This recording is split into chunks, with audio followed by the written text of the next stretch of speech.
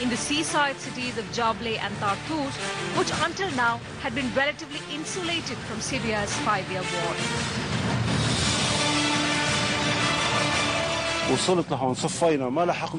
I got here and I parked, the explosion happened. I was standing here. There was a car behind me that got burned. I saw mortars on the ground. I couldn't get my car out or anything. Thank God after all. But this is not destiny. These are terrorist acts. The attacks on strongholds of President Bashar al-Assad's regime came as Islamic State faces mounting pressure in Syria and neighboring Iraq, where a major offensive to retake the jihadist-held city of Fallujah is underway. Syrian Observatory for Human Rights monitor said 100 people were killed in Jableh and another 48 in Tartus to the south. Islamic State claimed the blast in a statement, saying they were in retaliation for Syrian regime and Russian airstrikes against the jihadists and vowed to carry out more devastating and bitter attacks. Islamic State is not known to have a presence in Syria's coastal provinces, where its jihadist rival, the Al-Qaeda-affiliated Al-Nusra Front, is much more prominent.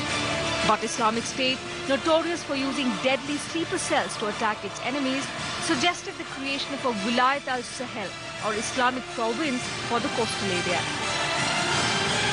The early morning attacks began at a bus station in Tartus, where regime ally Russia has long maintained a naval facility.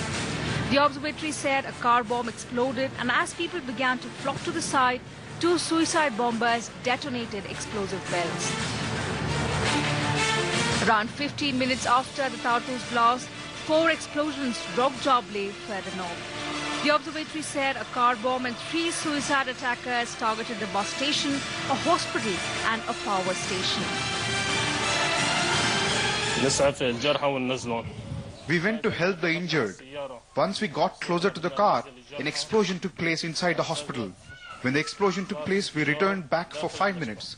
A girl exploded herself in the emergency department in the hospital. When we knew that, we went back to help the injured and martyrs, and we started to move them in ambulance to private hospitals. The attacks drew condemnation from around the world, while Human Rights Watch warned that targeting civilians would appear to constitute war crimes.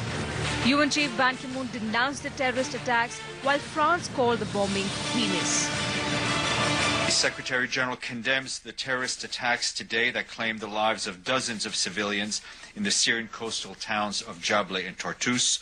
The Secretary General also takes note with great concern of the escalating military activity in many parts in and around Damascus. The violence, particularly in Daraya, Aleppo and Idlib, and in the northern countryside of Homs, especially Al-Hula, is causing mounting civilian casualties. U.S. Secretary of State John Kerry spoke to Russian counterpart Sergei Lavrov by phone and urged him to press the Syrian regime to halt its attacks on Aleppo in the north and Daraya near Damascus. The Kremlin said the attacks demonstrate yet again how fragile the situation is in Syria and the need to take energetic measures to relaunch peace talks.